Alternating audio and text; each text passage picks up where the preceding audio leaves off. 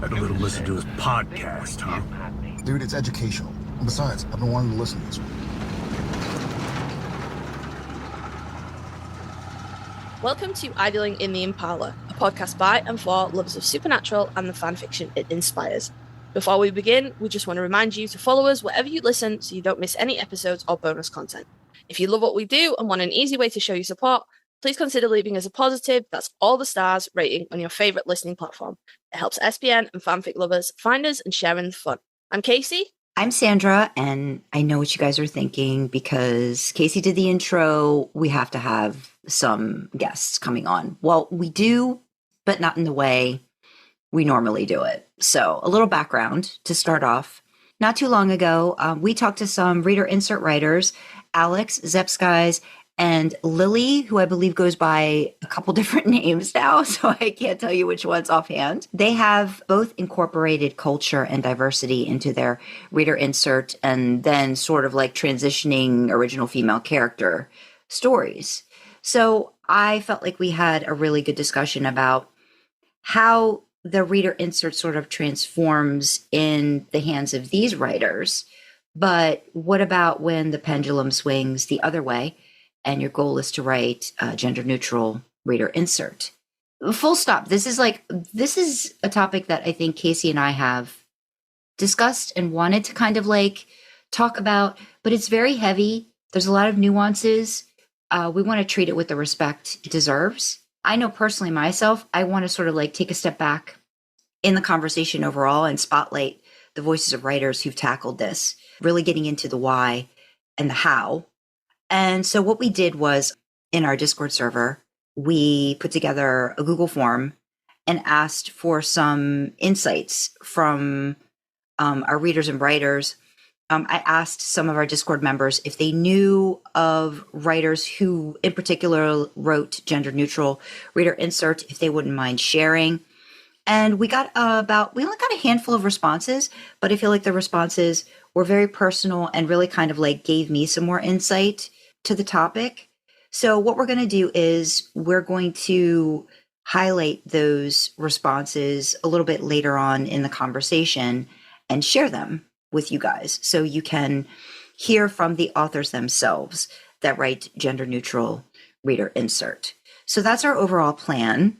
And we're going to go through, I think, to start just like some stats and just some basic notes and thoughts. But then I know I really want to give Kasey sort of like the lead on this as well, because there's reasons for that, that we're going to get into some fanfic writing discoveries and different things along the way.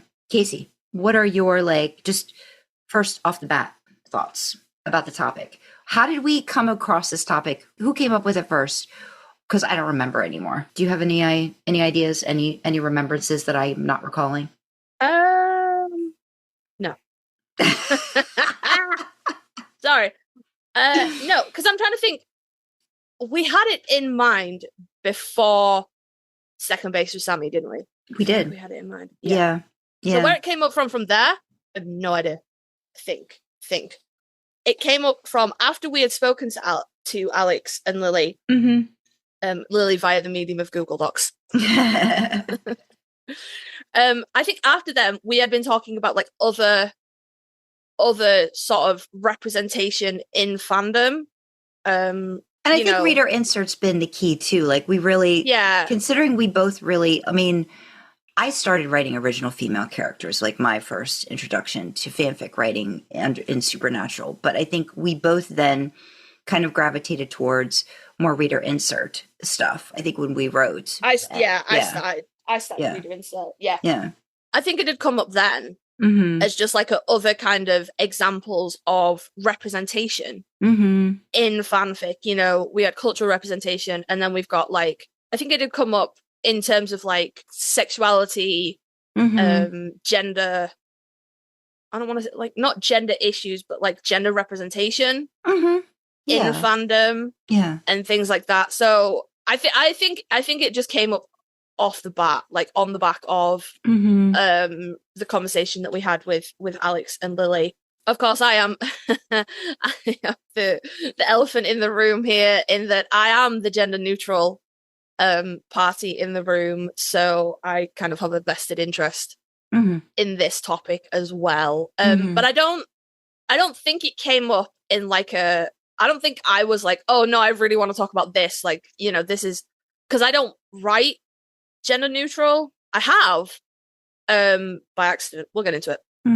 But I think I was just kind of just thinking about like that kind of representation. Like, as somebody who is transmasculine, I don't write het so much anymore. And that's just been like that's been a change in terms of moving more into writing Wincest. But when I've sort of dipped my foot back out of Wincest, it's been more difficult than it used to be. So I was like, well, I can't be the only person, that deals with this. And there have to be, trans authors out there, non-binary authors out there that write outside their lived experience in this manner. And we should maybe, we should maybe talk about that. Yeah. I think lately too, like we've had more and more conversations with authors that write everything, like just various, that whether it's pairs, ships, whatever they're writing. But I think you've made more of a comments, I think, that have kind of gotten to where, you're more thoughtful with what you want to write about. And like that there's a message, not a message, but you know what I mean? Like there's something you're trying to say through your writing. Yeah, I have to have something to say. It feels like now more than it used to in the past. Like, the porn is good, the porn is good. But when I look at the last few things I'd written, they're very much, so the second base with Sammy, which we're going to talk about here, Temet No Say, Sense of Home, they're either exploring dreams, they're either exploring sort of different pairings, because I think there's something to talk about there, or they're exploring different themes, like Temet being samcest, Sense of Home being gender fluid Dean, Dreams being character bleed. And second base with Sammy was the most normal, not normal, but most, I guess, standard thing that I've written in a while now. And then after I'd written it and everything, and y'all were just like, hey, did you notice that you'd done this? And I was like, I did not notice that I had done that. Yeah. We should probably discuss that. Yeah. Little happy little accidents, right? Happy little accidents. Been watching a lot of Bob Ross lately, so I'm just Bob like Ross's peak Bob ASMR. Ross and his happy accidents. I just love it. Yeah. I just love it. So I think what I did, because usually when we start to get onto topics like this, is I try to do a little bit of research about this stuff just to get like a baseline of like where are we at, because what I've noticed too is I know I do this more. My focus is more what do I find on AO3, but there's a whole Tumblr universe out there of people that write primarily on Tumblr, and never the twain shall meet. You sometimes get crossover people that will, write one place and post occasionally others, or very much like I make sure I post on both, or just I favor this. So, and then there are people like me and I think Sandra, where we post on Tumblr when we have to. Like if we have to do something for like a challenge, or like if we're doing something for the podcast, or we're like, maybe this might get more eyeballs because we know there's an audience for it. So maybe we should do the thing and post it here. But that's not our go-to space for posting our works. So I always start at AO3. Before we get into that, should we maybe explain what a gender neutral reader insert is? Sure. Do we think we need to do that? I don't know. It's not in the document anywhere. I don't know. Well, no, it's so I didn't. Wild. No, I didn't. I did not like describe it because I felt like that was more of like I did more of the gender identity, gender expression, because I feel like that, and like gendered language and different things like that. So I don't know, like, to me, I think even the description of gender neutral can be varied by the author, just from some of the like what I would think gender neutral is. I don't think is necessarily what I read some of our authors, what they like, how they handle gender neutral. Because in my mind, gender neutral means there's absolutely, for me, there would be no indication. There would be no example or expression of somebody's biological sex at birth. Yeah. So you do not refer to them with gendered pronouns, which are she, her, and he, him. you would describe their body neutrally and not use gendered terms for... you could say, if you were writing like AFAB person, you could say chest instead of breast, for example. It does get a little bit harder when you get down south, because they are different parts entirely. So, props to anybody that approaches that from a sexual point of view. I did in one of my fics, but I never claimed that reader insert to be gender neutral. They were just having a crisis. So it was a little bit different. Yeah, but to me, and I will say, it's fucking difficult. It is difficult because there's so much more to the social constructs of gender than just the words that you use, which is something that we're going to get into. We got recommended some fics by people that had filled out the Google form. I read them. I think Sandra skimmed them a little bit. But I had thoughts coming away from both of them, and they were both excellent. But I had thoughts that were like, the way society is coded in my brain, I actually did walk away with an impression of gender from both of these stories, just based on what was written. And again, absolutely nothing on the authors. They were both, gold star, really good fics, and really well done in terms of gender neutrality on the part of the reader insert character. But society do be societying at people. Yeah.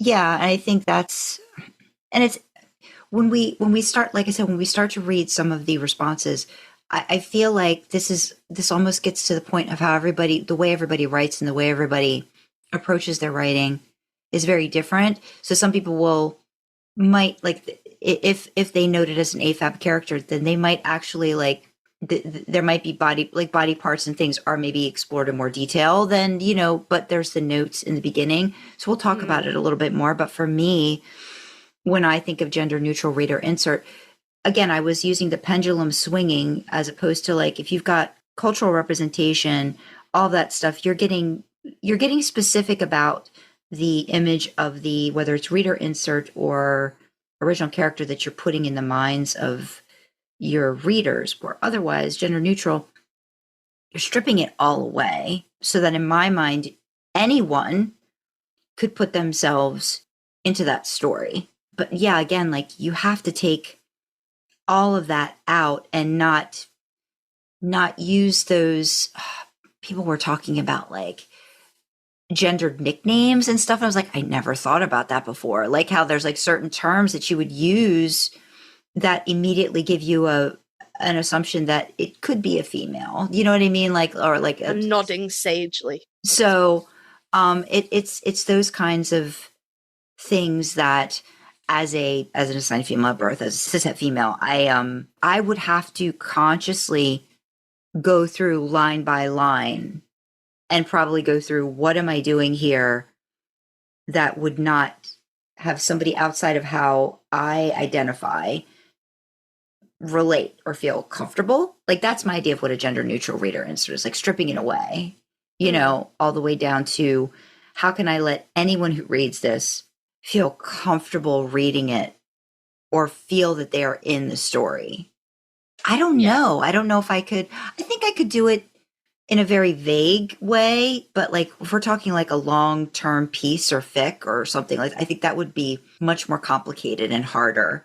As somebody who likes description, to not describe certain things, it's more about other senses, I guess, or other feelings or other things you have to bring up that you have to pull from to make the story resonate. The emotions and stuff like that. But even that, can the emotions be more gendered? Like, you know what I mean? Like, can those be seen? It's a whole, it's difficult. Whole thing. So I think this is why I didn't bother trying to find it, because I feel like gender neutral reader insert is very subjective based on who's writing it or who's approaching it. But that's me.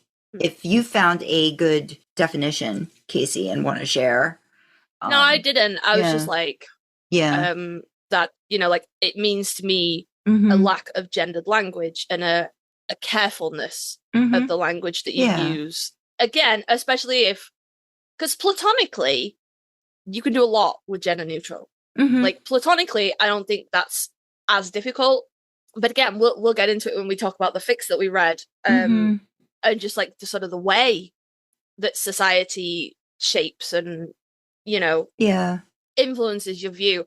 But when you do get into more explicit things, I think that would be much, much harder. And I think you would have to sort of write that very carefully and sort of focus much more on the sensations and how somebody is feeling rather than the physical acts of what is being done. So we went back and I did the AO3 stats just to kind of get a sense of, because obviously it's not written often, because I found it hard to find authors that have written it, because again, if I'm not searching it out, it's harder for me to find, even when I was trying to like drill down and use like search terms and stuff even in Tumblr, it was hard to kind of really like find some authors. But on AO3, they do have a tag gender neutral reader insert. And this is in July of 2025, when I just did a quick search. There were over 20,000 works with that tag across the entire site. The first instance of the tag gender neutral reader happened in 2009 from what I could find in there. And it was a Helsing. And it was a general rating. And it was pretty much just gender neutral reader, unnamed reader. Are you struggling to work out how to pronounce that other? No, I could try it. Alucard. It's Dracula backwards because it's so edgy and cool. Oh, I never would have gotten that unless somebody pointed that out to me. Alucard. Somebody told me. Yeah, okay. Somebody told me. Makes sense. Helsing is an anime. Okay. Alucard is the main. Okay. I've never seen it. Okay. I just dated a guy who was hella into anime one time. Gotcha. And he told me that, and he was like, "Oh my god, like it means Dracula backwards, so cool." And like at the time, I was like, "Oh my god, that's so cool." But now I'm like, "Oh my god, that's so edgy." But yeah, no, that's Alucard reader. Yeah. Then of course, because the thing we're most interested in is, well, how does this relate to supernatural fandom?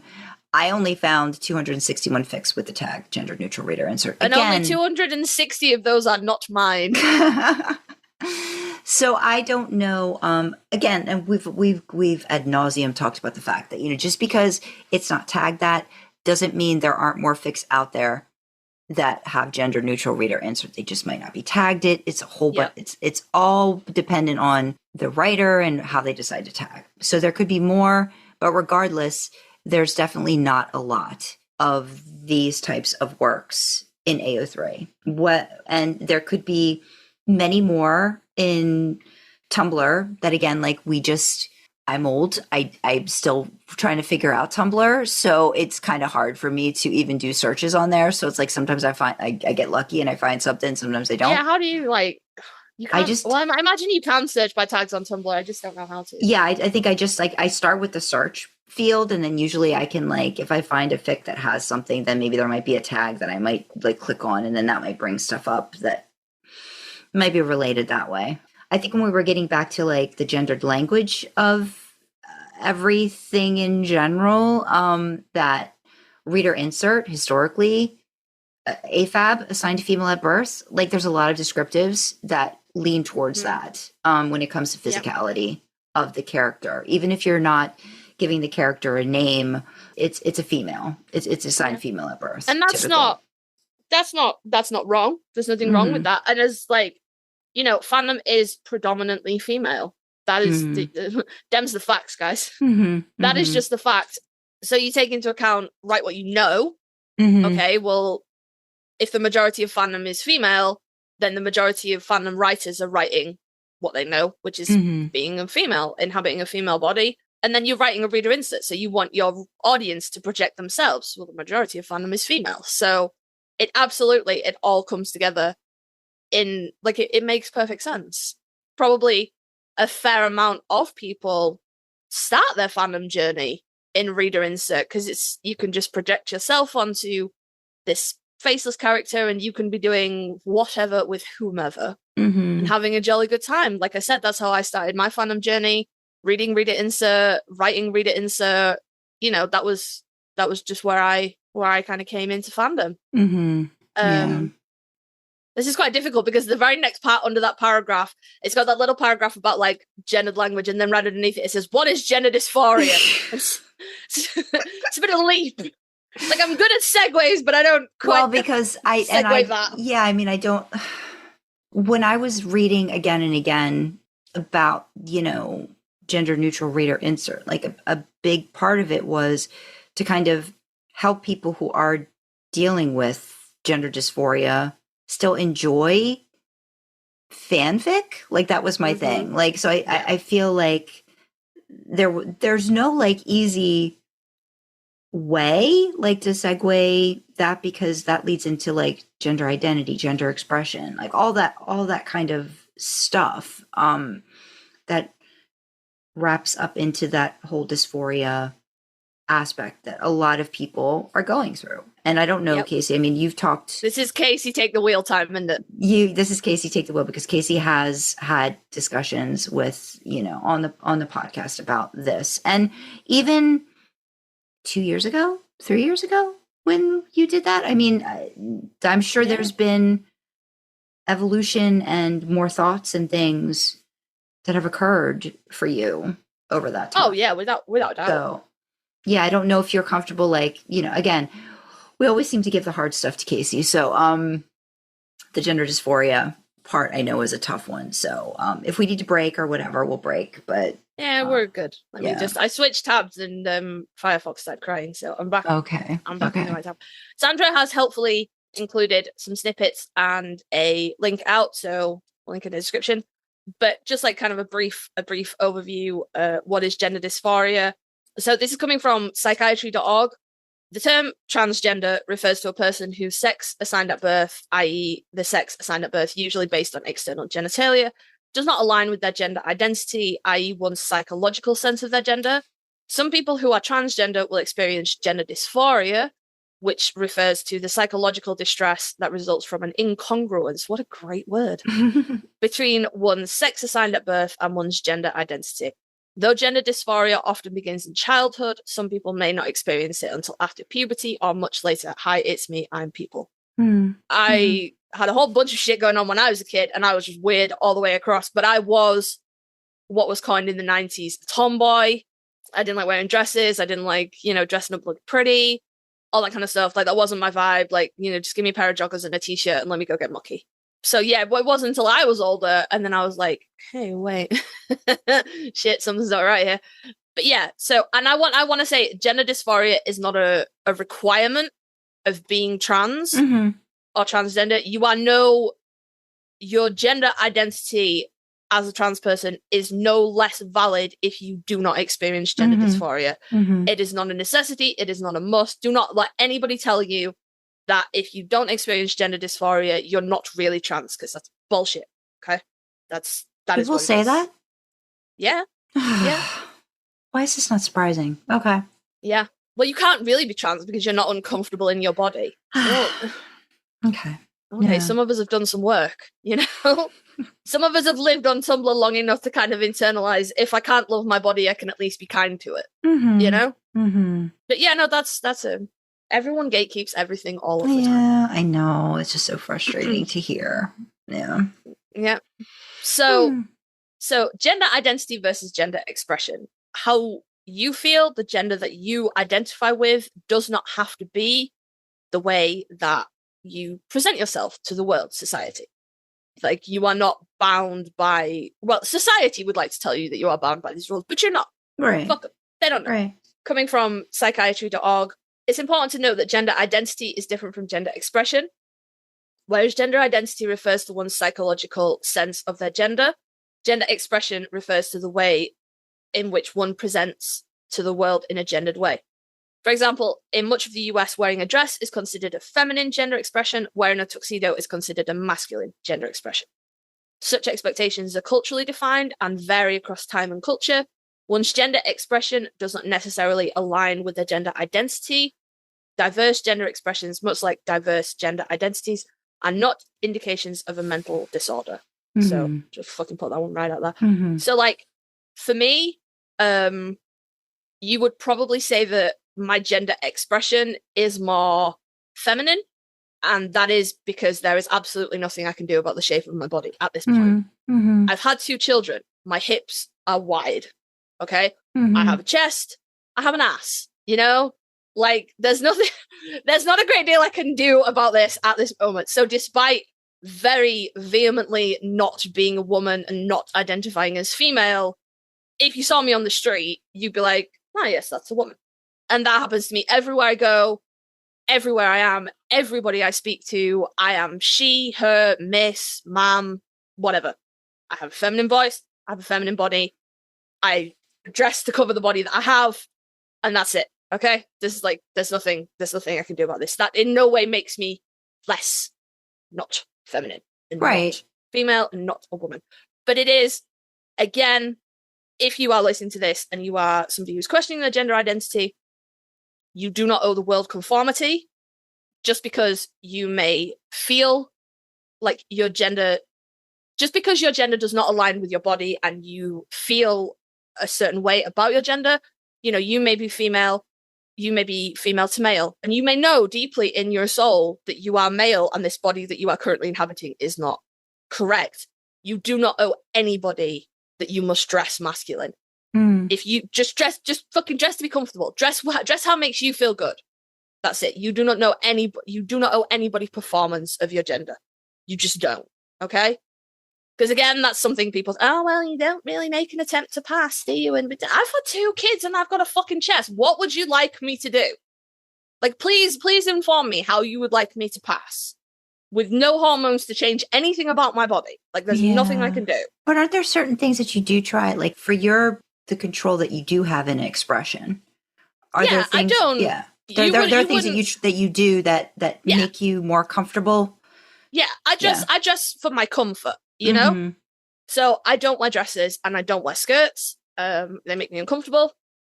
I wear shorts and I still wear leggings because fuck you, leggings are comfortable. Leggings should be gender neutral. Everybody should deserve the right to. I've just caught onto the massive fucking problem if dudes start wearing leggings. It'd be like the grey sweatpants of the early noughties all over again. It would be a problem. Maybe a problem. I don't know. I realize now why men don't wear leggings though. Yep, I get it. I get it, guys. But fucking try them, man. Just try them around the house. They're comfy as shit. Seriously.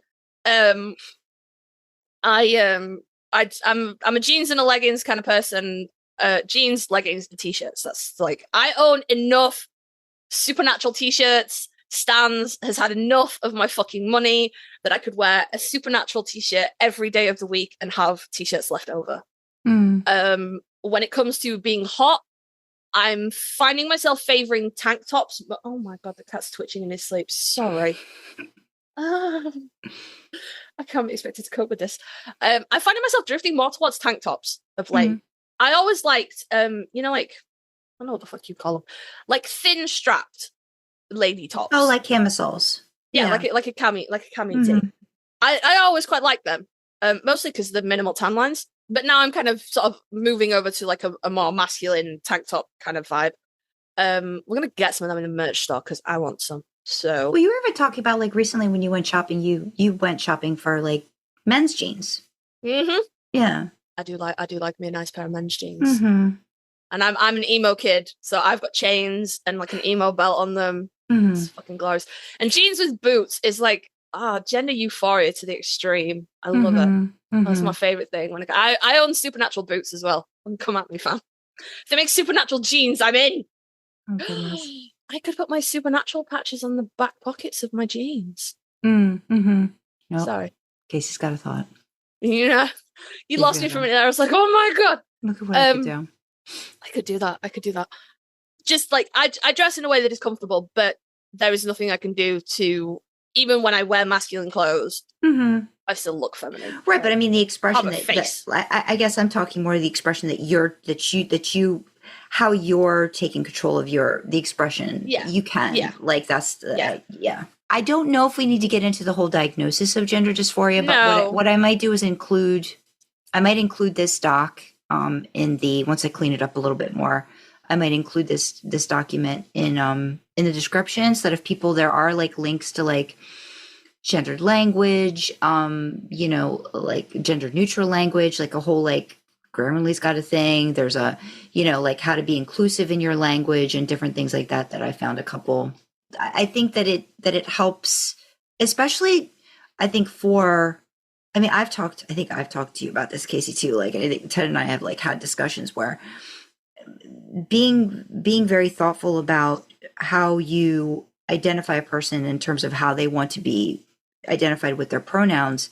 For the old school grammar stuff in me, I'm like, the they them took a really long time for me to break, because it was so hard, because for they them it was a group of people, it was like a, it's a cluster, and it's like to in my mind have to use that, took a while, and I still slip from time to time, but the slip is not intentional or set in a way to make anyone feel less than, or that there isn't the respect being given. It's just that my mouth sometimes, goes quicker than my brain can keep up with. And so then I'm like backtracking and wanting to make sure that how someone wants to be identified, that's the way I do it. But yeah, language, I think, is so over the years changes, right?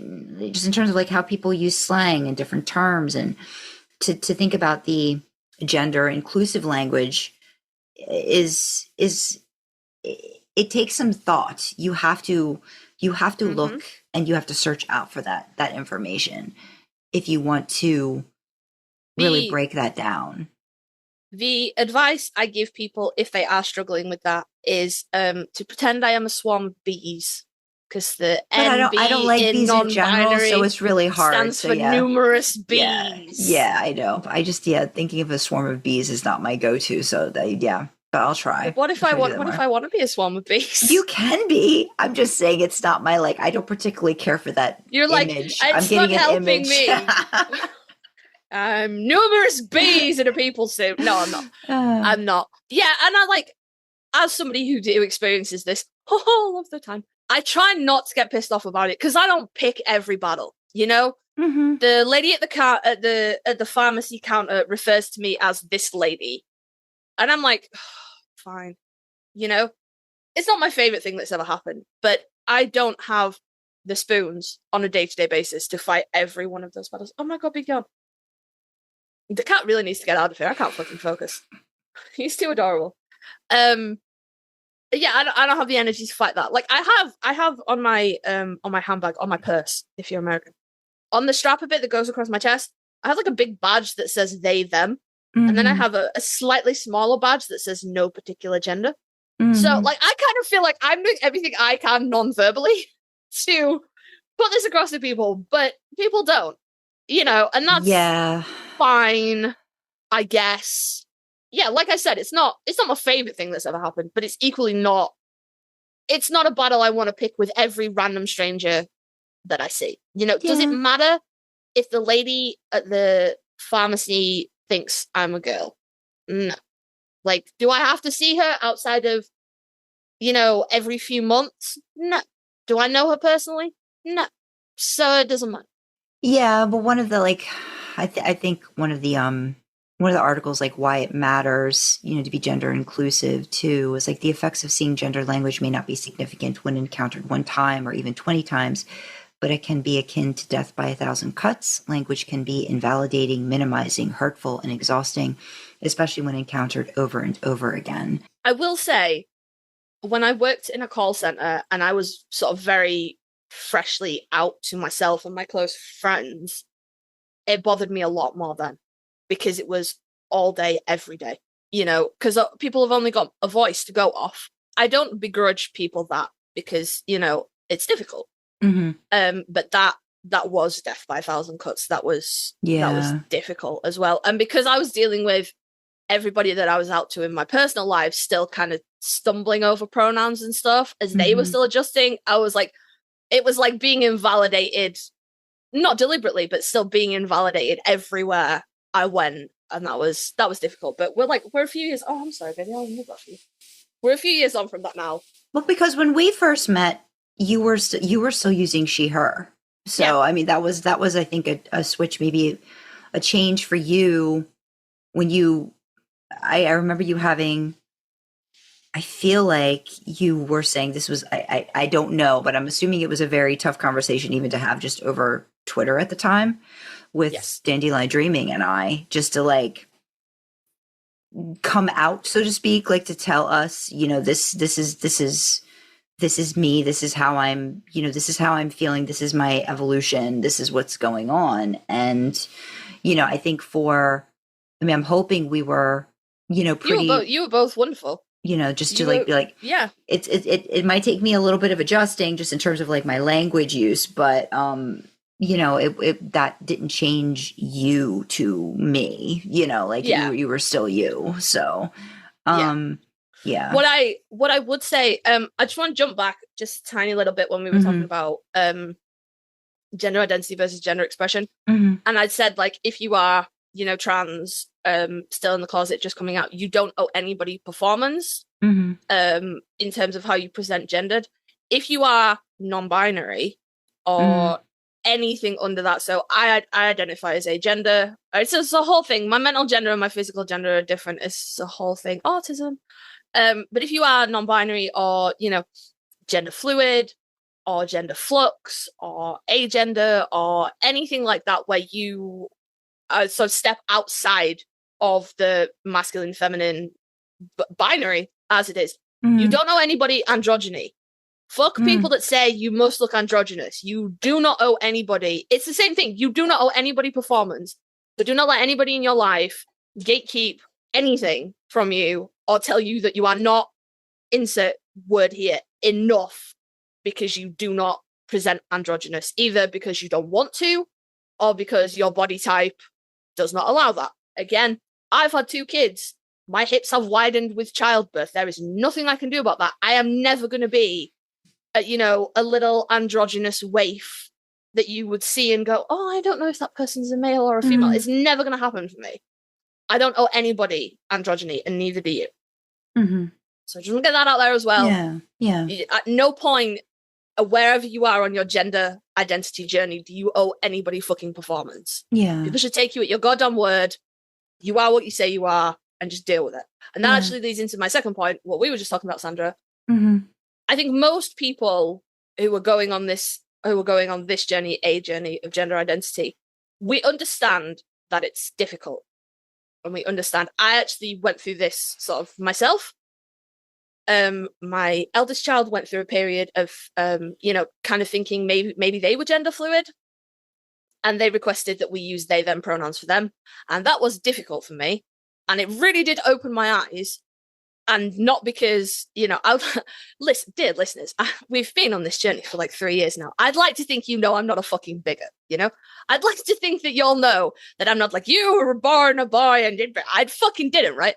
But it was difficult because my kid was like in double figures at that point, and I'd been calling him he, him for all that time, you know?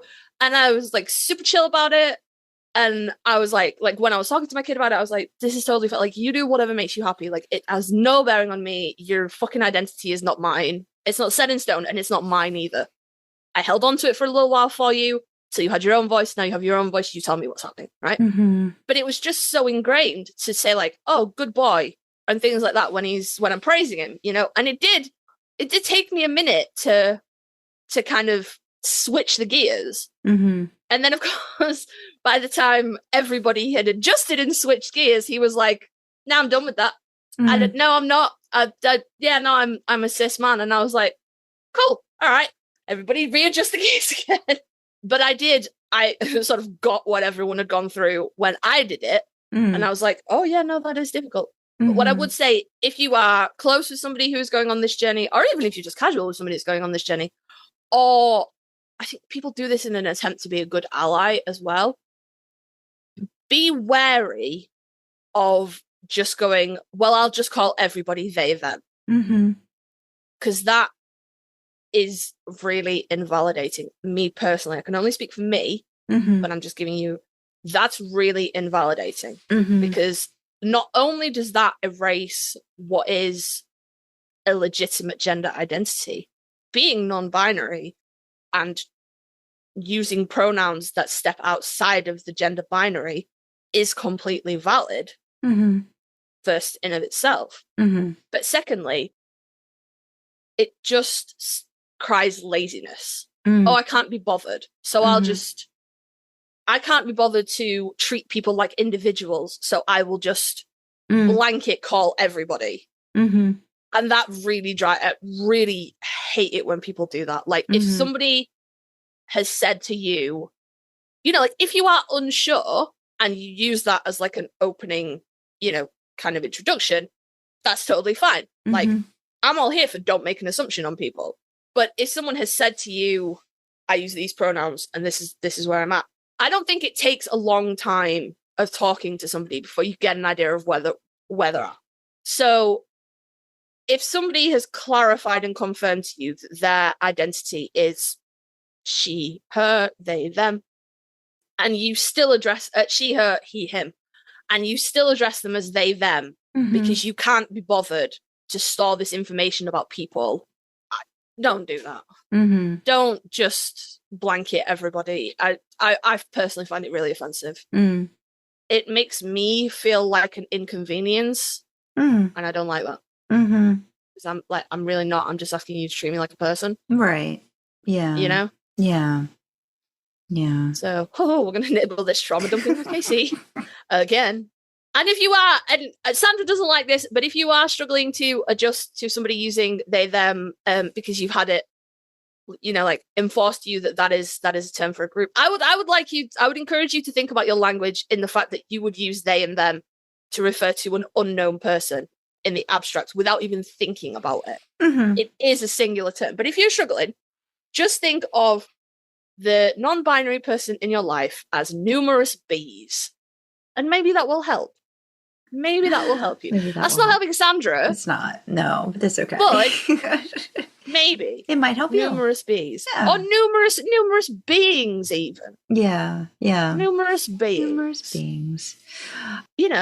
Maybe if we switch gears a little bit and just maybe talk about some of the responses from the survey and what kind of happened in that. So I think one of the first things was we asked if they were comfortable to like what their gender identity was. And I pulled this from, again, like I think it was Medical News Today when I put together the form.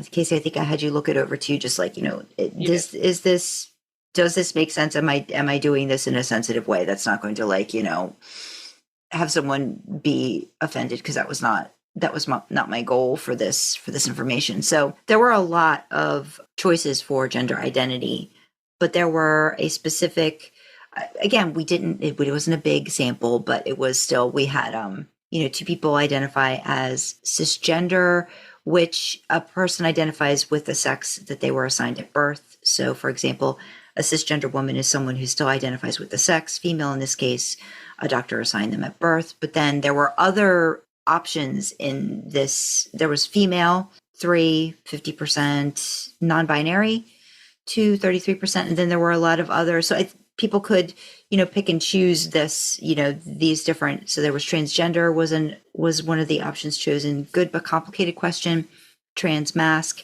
AFAB, pangender, flux. And again, the document has a handy dandy reference to these terms if you need more of I need to understand what this means kind of a thing. I just want to say, if you happen to be surrounded by the kind of fuckwits that scream things like cis is a slur, and those people are fuckwits, fuck them, you don't know them anything. But if you do happen to be surrounded by them, this may serve you, it may not, because the kind of people who scream that don't tend to be the kind of people that listen to logic. But cis is a Latin prefix, and it just means on this side of, or on the near side of. So it just means same. Trans is also a Latin prefix, which means on the other side of, or across from. It's not a fucking slur. It's not something that we've vetted in the last 10 years to piss off Karen from Bible study. It just, like, it's used in other places. I can't think of any off the top of my head, but it fucking is. It is. And, like, trans is used in a whole lot of other places than, transgender, transport, like, move shit away from where you are.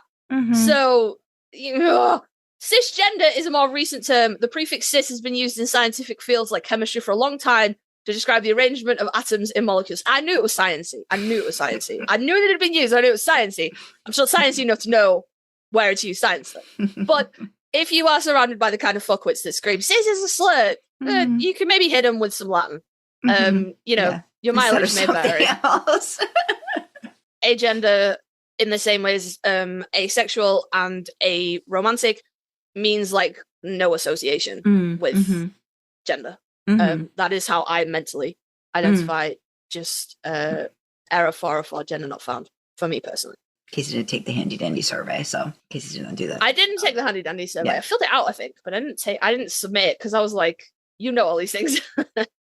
I'll leave this as something people can look at in the description. So if they want to see all the different categories and stuff and look up the information. I will admit to not being completely sure what the difference between flux and fluid is. Okay.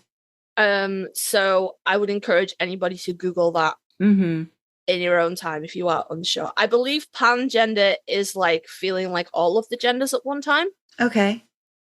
Whereas gender flux and fluid, to the best of my knowledge, means kind of like moving along the binary to a greater or lesser degree, depending on, like, it can depend on many factors. Like you're kind of good, yeah. Okay. But I feel like pan is like all of the things at once. So if you ask me what pangender flux means, I don't know. Please Google that in your own time. Right. But somebody did answer that. So maybe this is further on in the document. We should look at that. Yeah.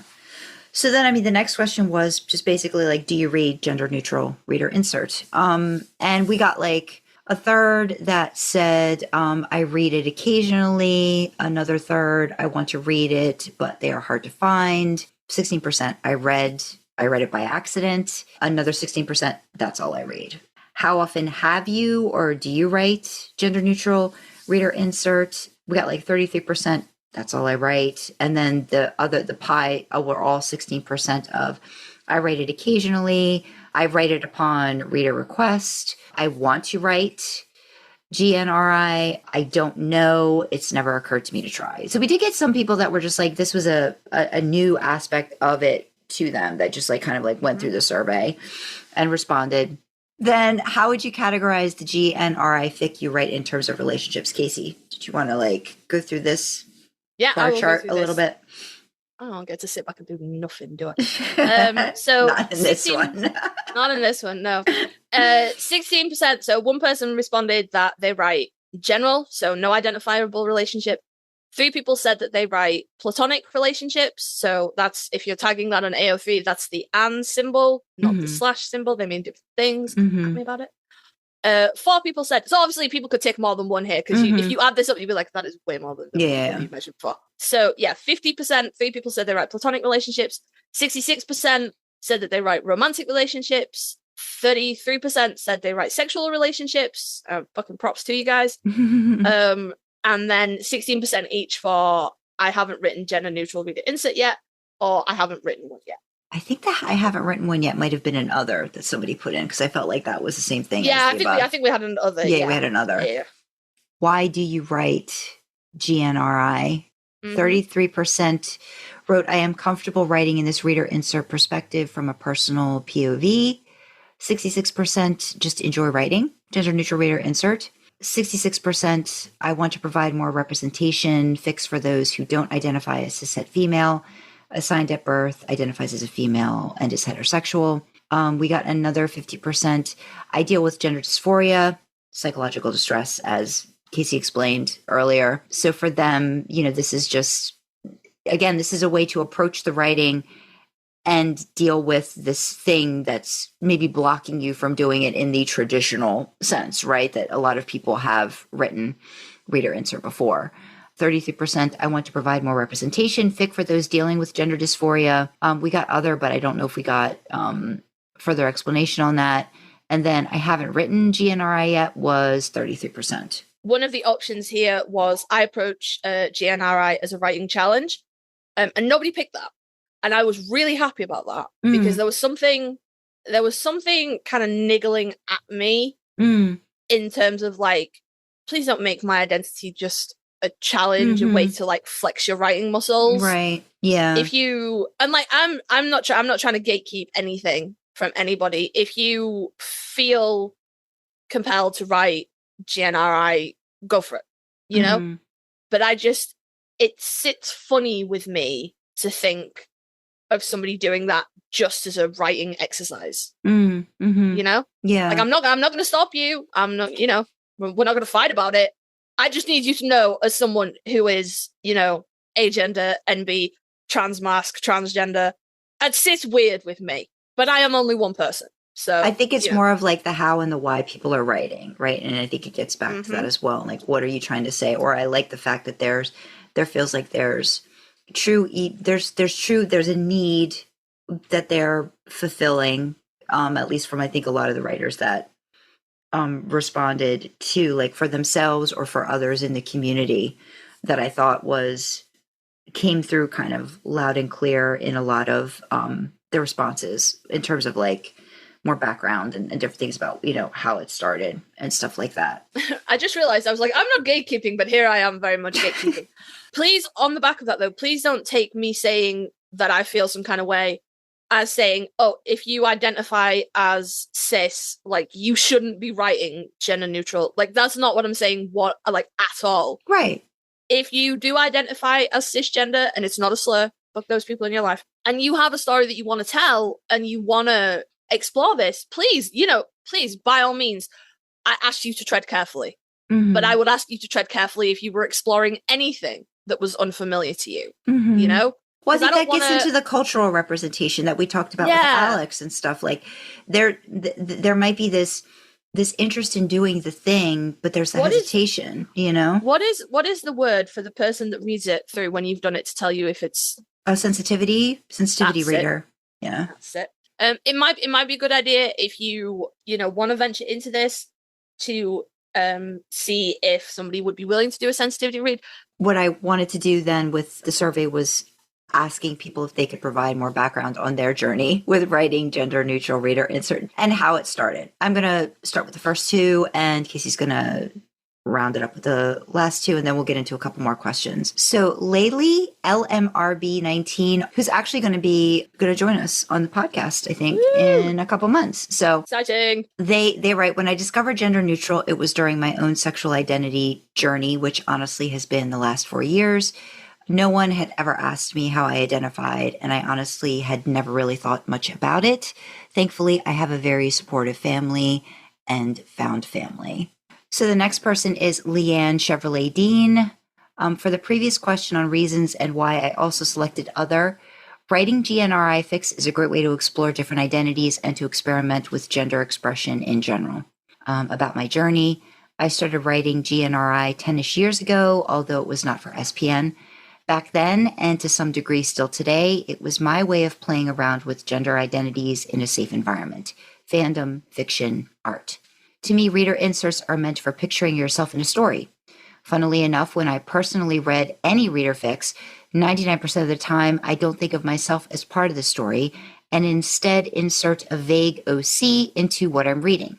Still, the more neutrally insert character, the more people are able to put themselves or an OC into the story. Because I took requests from a lot of people, I wanted as many of them as possible to be able to do exactly that. It's something that's still important to me today, and I love GNRI fics. So this is Mari, also known as Sam's Blades, and they use he, they pronouns. So they answered, I'm not 100% sure when I started the switch to GNRI, but I believe it was when I found out about it and wanted to write more inclusively. I think this was before I identified as non-binary and transmasc, possibly around the time I started experimenting and thinking about gender identity. As I've come to learn more about myself, my desire and dedication to writing GNRI has grown stronger. From Toad, also known as Flawlessly Spellbound, who uses they, them pronouns. When I was in college and started unknowingly to me struggle with my gender identity, female POVs would feel uncomfortable to me, especially when I was the one writing. I didn't feel like a woman, and I couldn't bring myself to write from that perspective any longer. I began writing in gender-neutral terms, and then one of my good friends would edit it to reflect an AFAB POV before I posted. Then I got busy with schoolwork and stopped writing creatively because I needed to focus on schoolwork, and I was burnt out from researching. because the degree program I was in focused heavily on academic writing and research. Oh, yikes.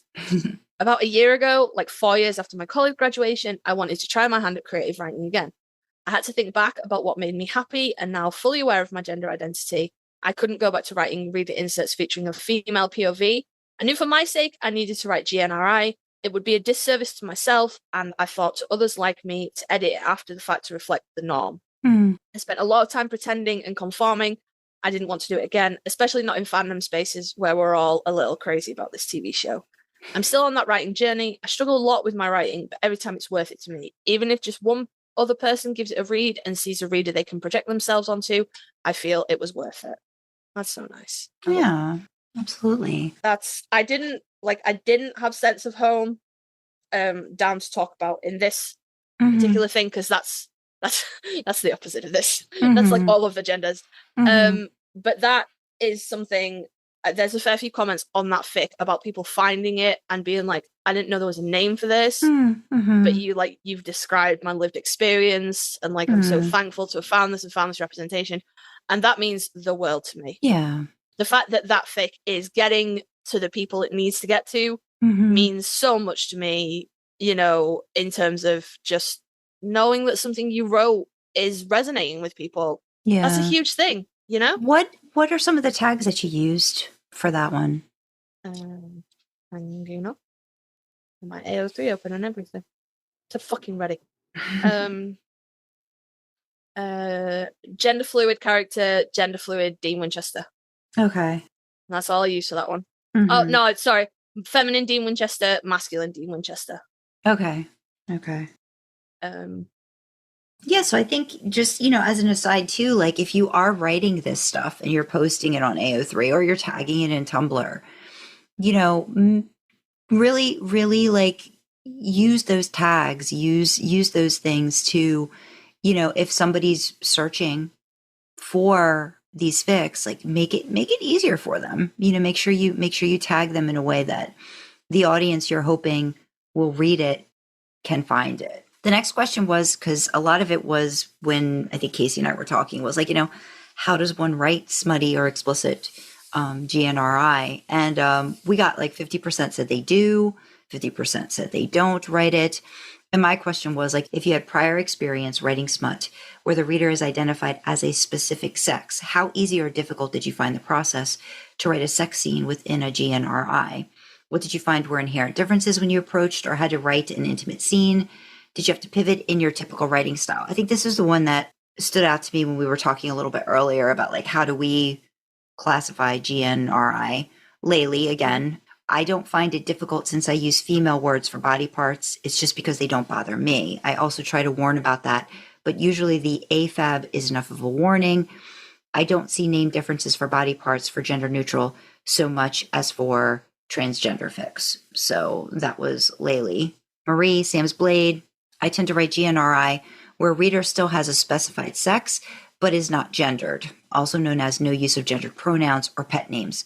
I have always written smut this way. I also have written smutty fics where reader is both gender and sex neutral, and I don't find it very difficult or feel the need to change my writing style.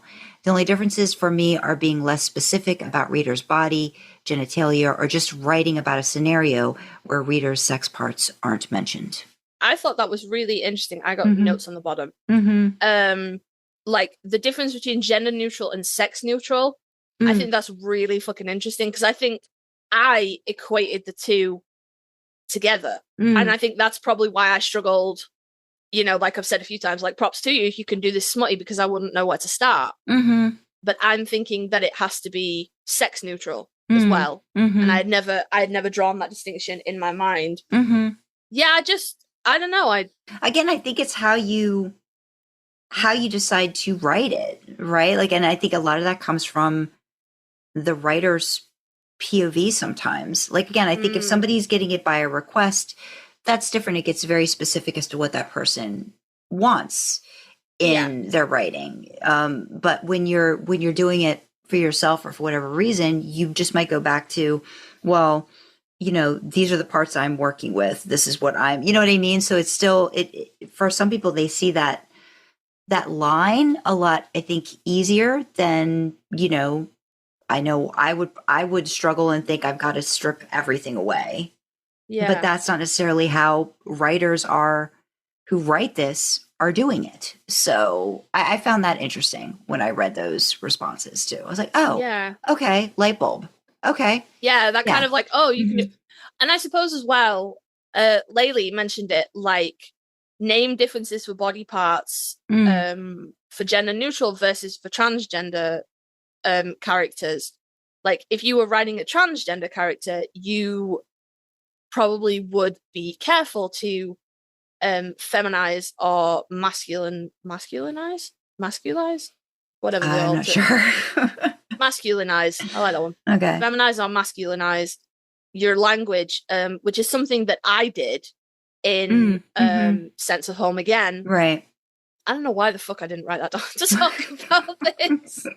I was like, shit, this is like, oh, this is important. This is relevant. I did that in that sort of in line with where Dean was at on any particular given day. But I think, but it would come down to like how a gender neutral, I mean, we don't call people gender neutral, but how like a non-binary or any person who identifies under that umbrella, how they are most comfortable referring to their genitals. Maybe they're okay. If they are AFAB, maybe they're okay with the normal names for AFAB genitalia. Maybe they prefer something masculine, or maybe they do prefer completely neutral, like touching you here or touching you there, or do this or do that, and be very kind of vague about it.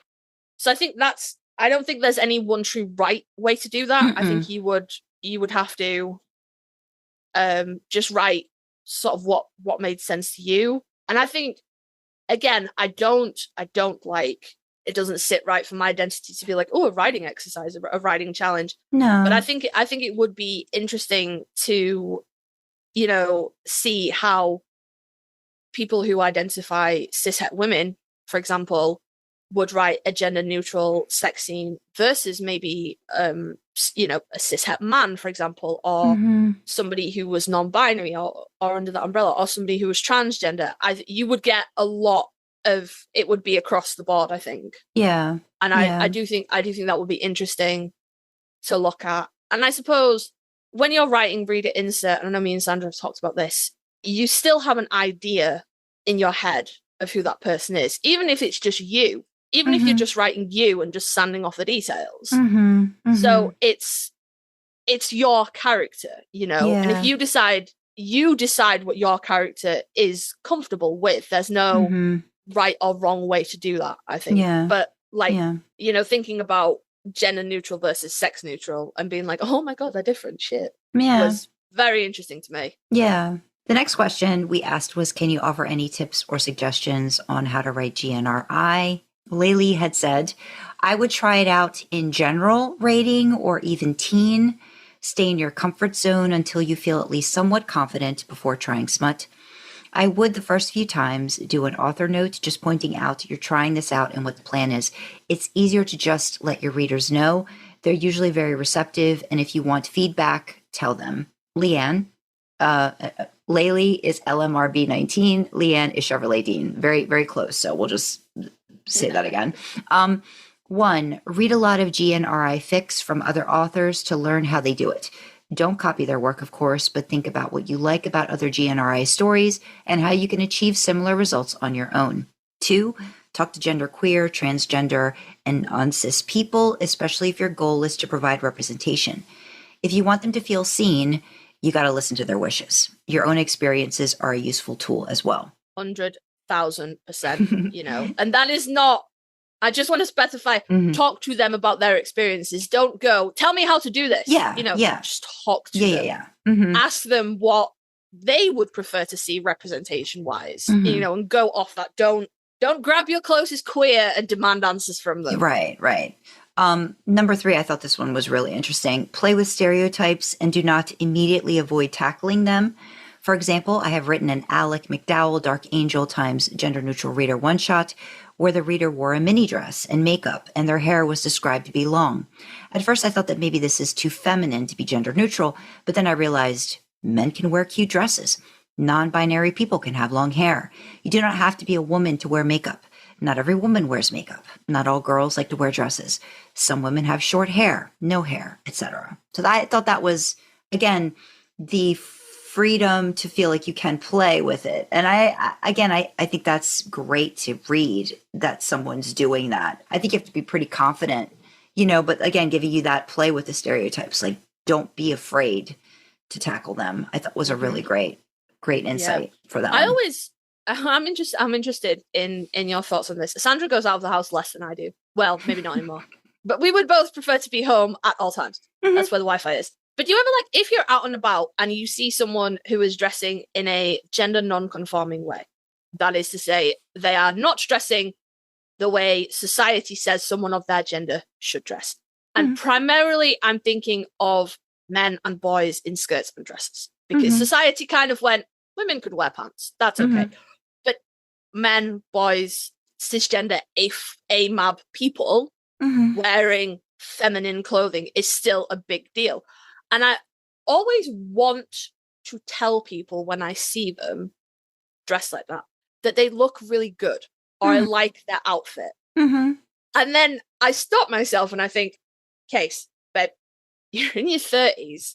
You're going to look like a fucking creep because it's usually younger men, teens and younger men that I see doing this. And then I'm like, babe, you can't just go up to somebody and be like, oh my God, you look really pretty. That's fucking creepy. Okay, if you were an AMAB dude, everyone would be like, bro, that's creepy. You can't do that just because you have the guise of femininity.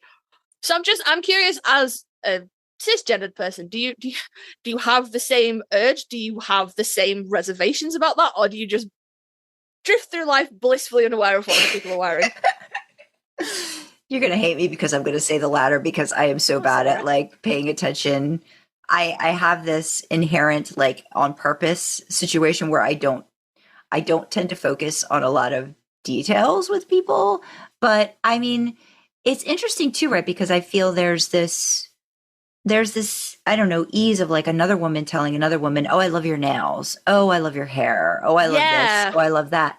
But I don't think you maybe someone that is presenting themselves as different, I feel like they're doing it for whatever their inherent reasons are. And I almost I want to respect that aspect of it, but I don't know if I would.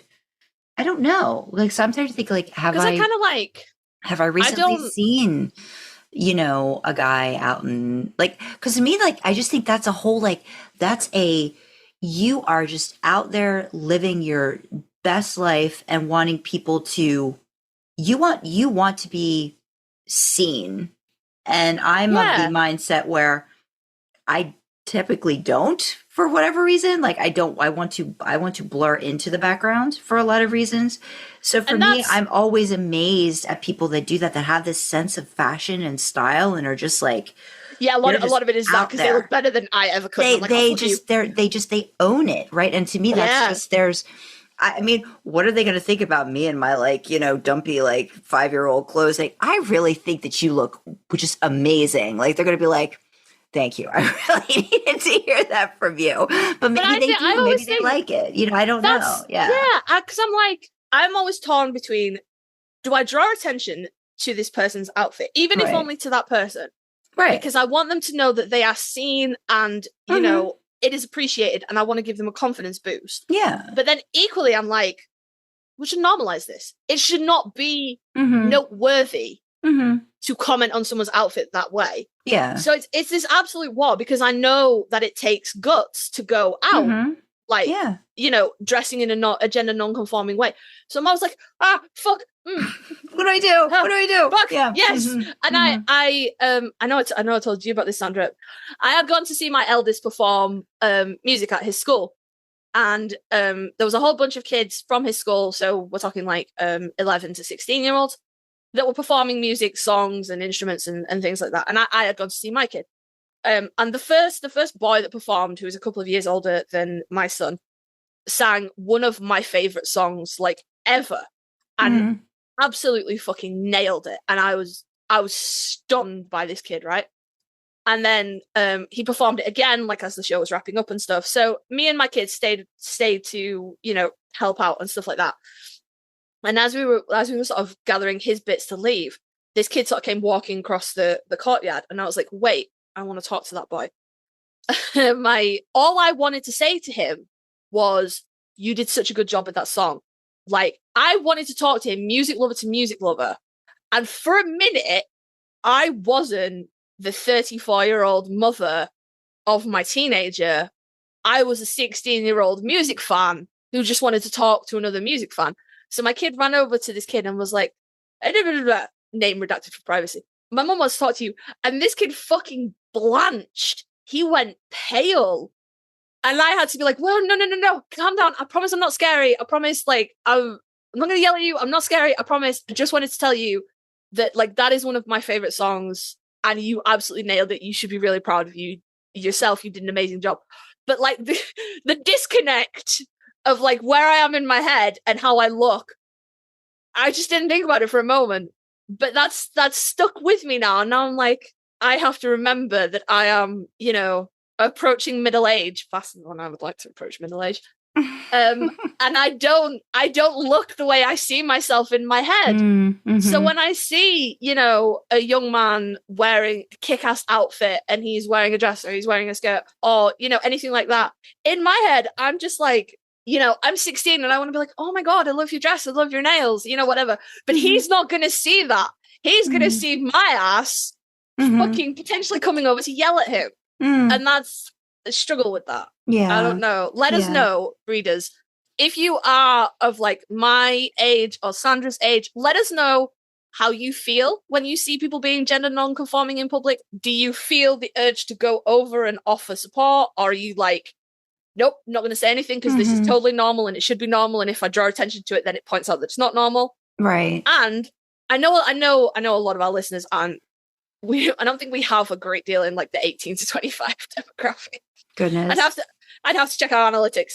But if you are, or you have children, that's far more fucking likely. If you have children that are in that demographic who present gender non-conforming, could you let me know what you or they would prefer in that situation? Would you prefer somebody to come up to you and compliment your outfit and, just be like, you look awesome, you're doing awesome, fucking love it? Or is that exceptionally anxiety inducing because you don't know if I'm going to come up to you or your child and be like, that's disgusting, you shouldn't be wearing that.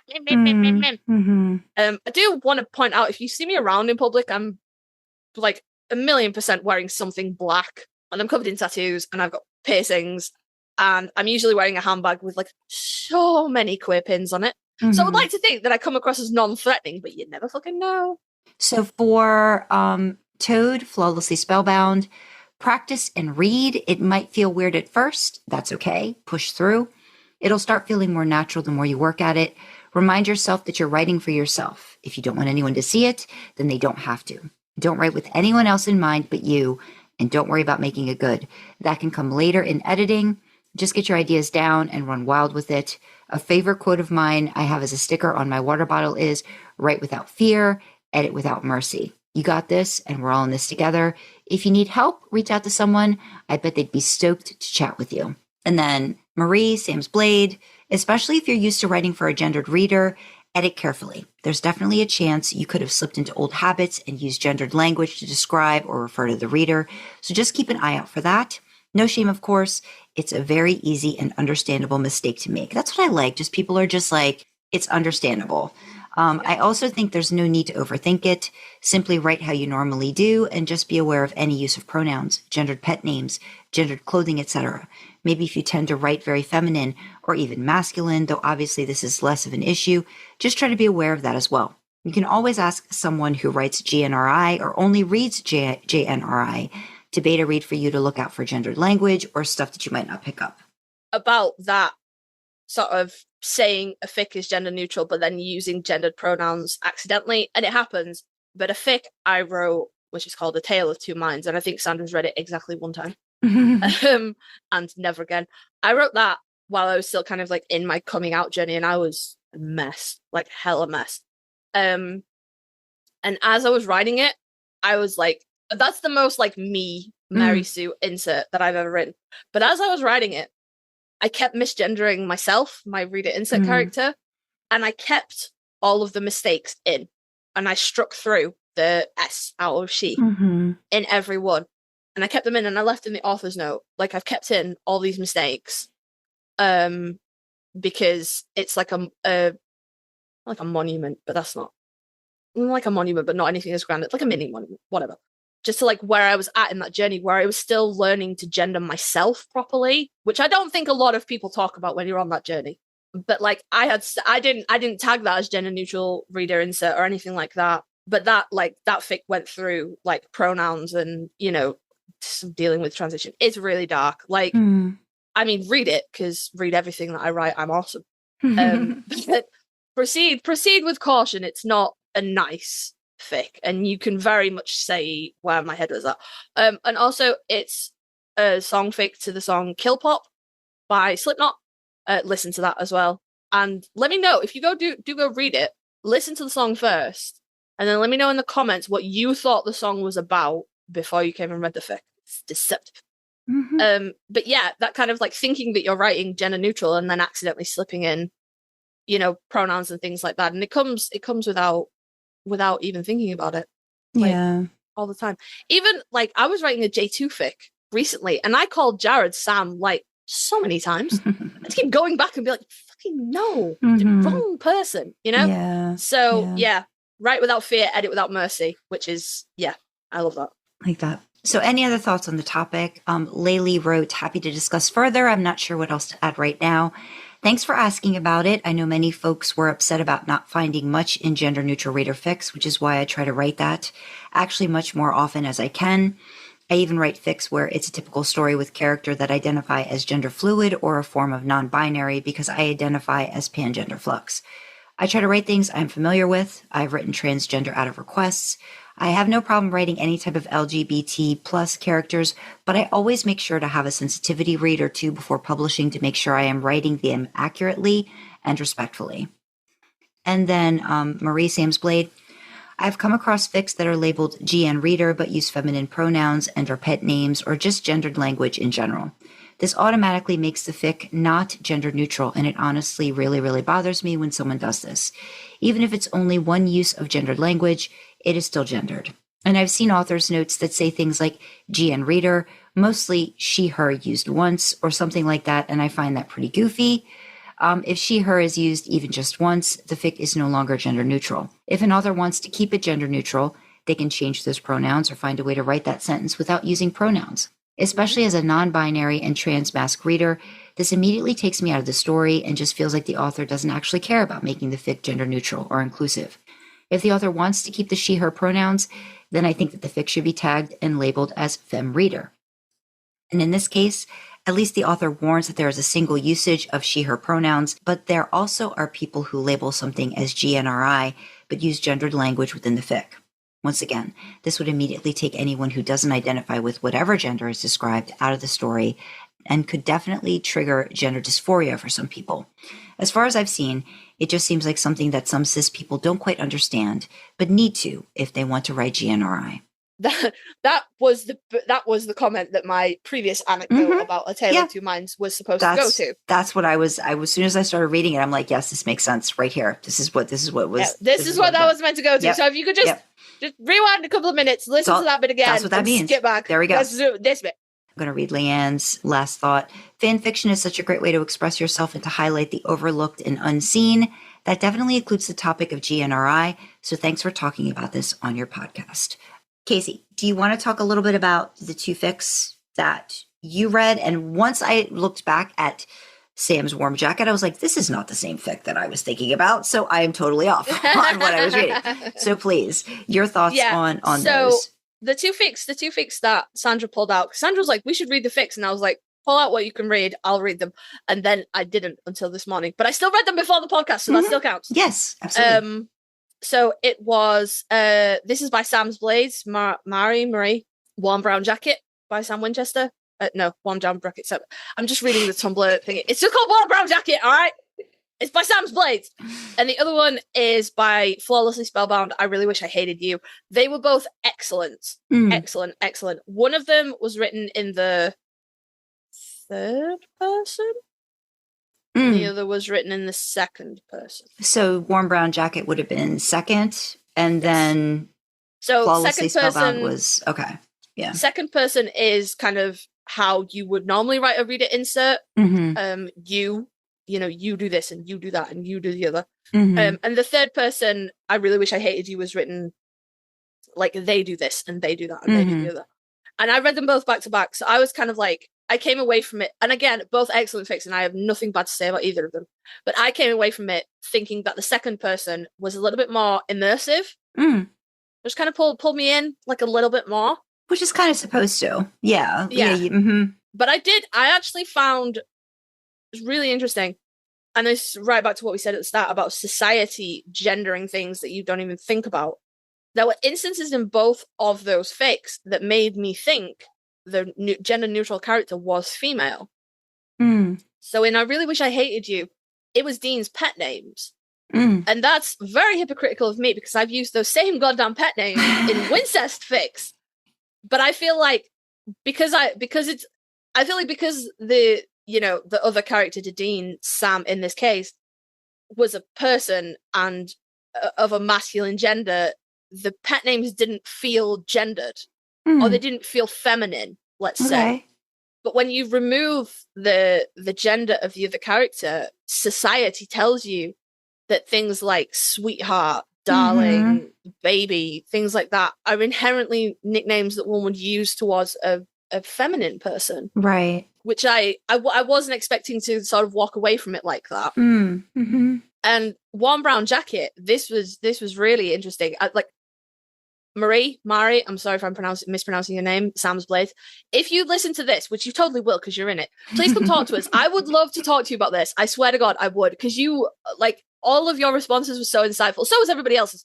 But we're talking about your fic specifically. Your responses were so insightful. And I felt so strange coming away from your fic with the thoughts that I had. But now I'm like, please come talk to me. Please. Please, I wish to discuss this with you. There is a moment in Warm Brown Jacket where the reader insert character is covered in ick. So they take their jacket off and Sam offers up his Carhartt jacket. You know, the early seasons one where we're all like, oh my God, listen. Well, most people think that. I think that's too short for him, that jacket.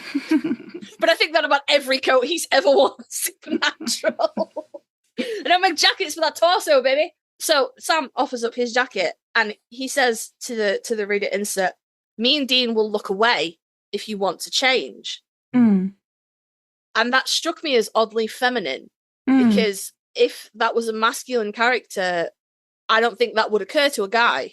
It wouldn't. Maybe it would. It's 2025. I don't know. Maybe it would. Maybe that is an offer that guys are making to other guys now. I don't know. But again, society ingrains in you. You look away when a lady changes. You know? Yeah. So that struck me.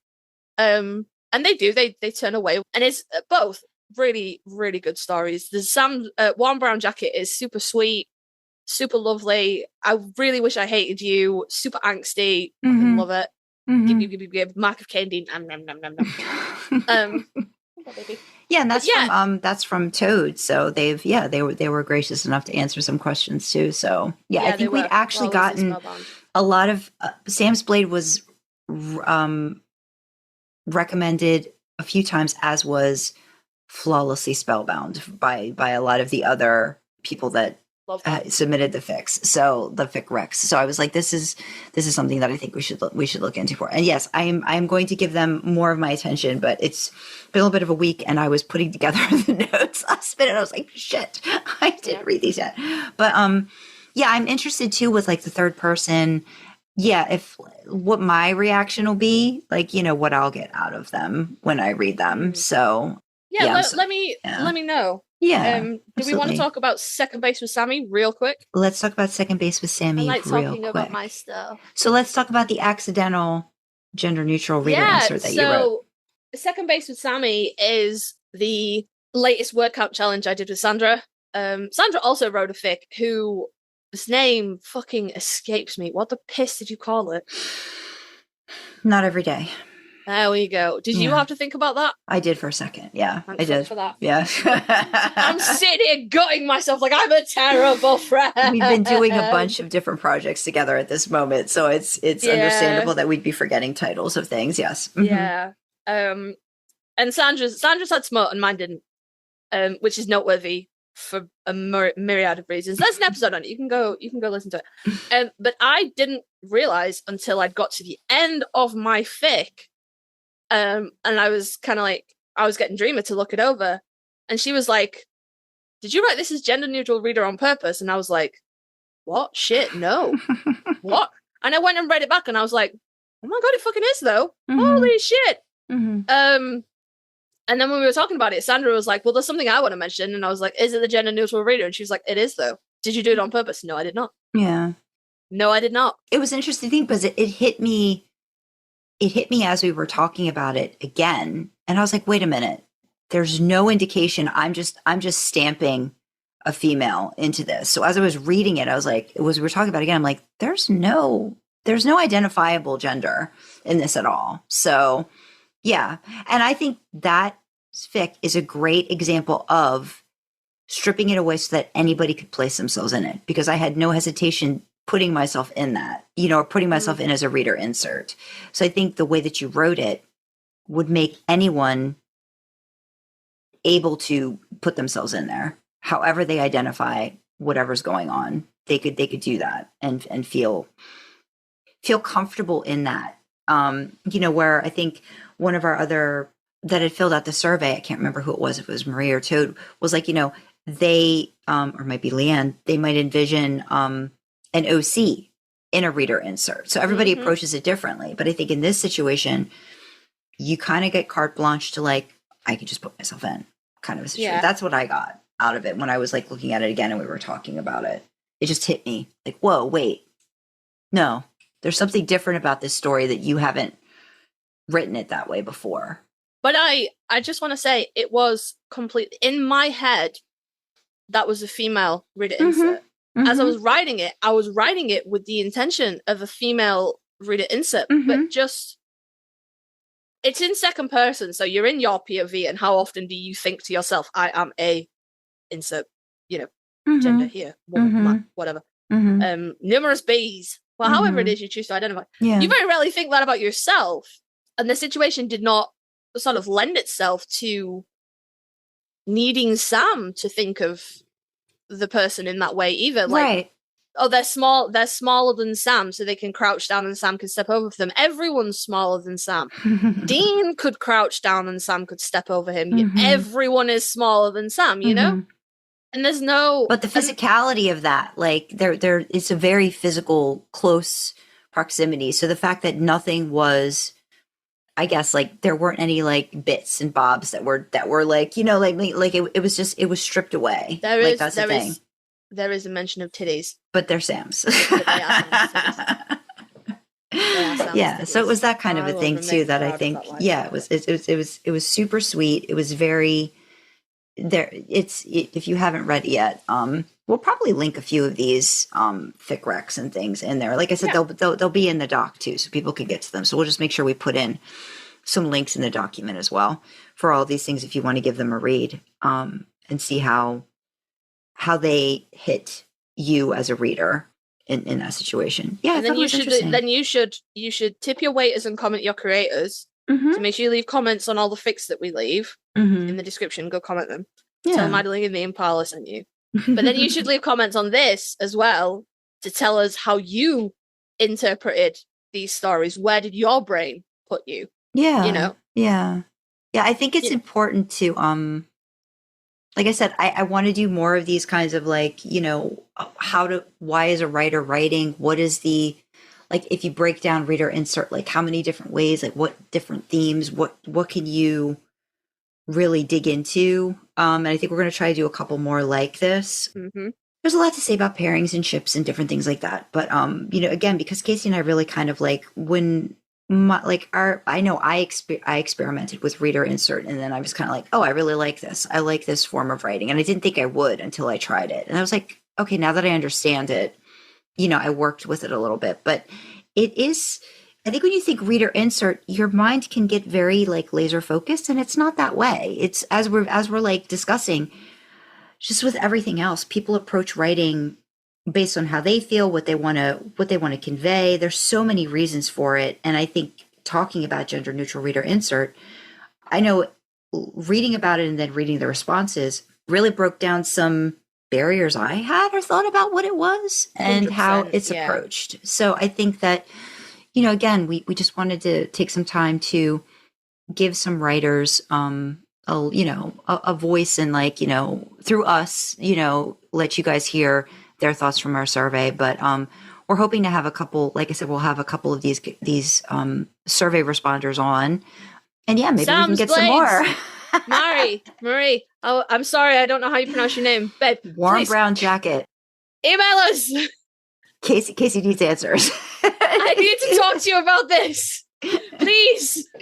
I think because their answers resonated with me so much that I was like, shit.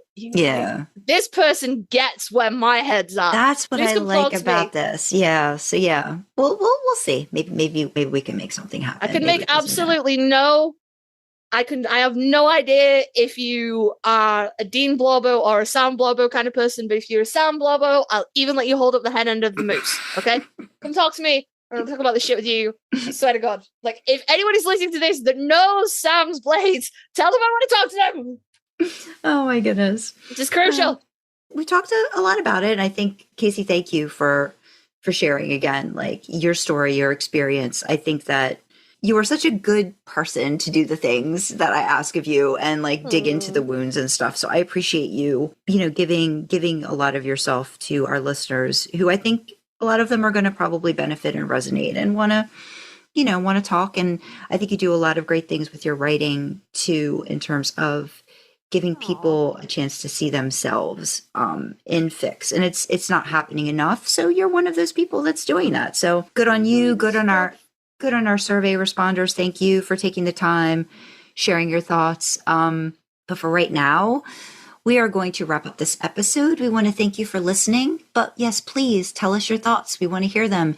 Email us at idlingintheimpala@gmail.com. Comment on Spotify in the Q&A section. Leave a YouTube comment. Join our Discord and chat with fellow idlers and us in real time. Check out our merch store, which is another fun way to show your support. You can find details for everything on our website. That's idlingintheimpala.com. Want to feel our supernatural road trip? Consider joining us on Ko-fi for as little as $1 a month. We have perks to go along with different membership tiers and would love to have you along for the ride. Speaking of perks, we've got special shout-outs for some of our Ko-fi members. From our Shotgun Picks and Music tier, we've got Runaway Dreamer, Crowley's Mistress, Sam and Dean 76, and Elia. Thanks for picking the tunes in the car and keeping the lights on in the bunker. Support like yours keeps our podcast going. Thanks. Don't forget, you can always support us for free by liking, commenting, subscribing on YouTube, and following, rating, sharing on audio platforms. Engagement like that really helps us with the algorithms. All hail their benevolence. As always, we have the causes we support in the description. So for me, you have LGBTQ plus talking charities. And of course, if anything that we've mentioned in this episode has, been distressing or triggering, please go to the description, grab one of those links, reach out to somebody to talk to. That was not our intention, but we are aware that this is, a heavier topic. So please, the resources are there in the description. From Sandra, you have mental health charities, and the main causes that we are always championing, highlighting, spotlighting are World Central Kitchen and Doctors Without Borders. If you want to know more about these causes, why we're supporting them, what they mean to us, check out idlingintheimpala.com. There's a page there called Causes Cause with all the details. So with that, we will say thank you to our lovely survey filler outerers. Thank you for joining us in the back seat, and we will see you next time, guys. Bye-bye. Bye.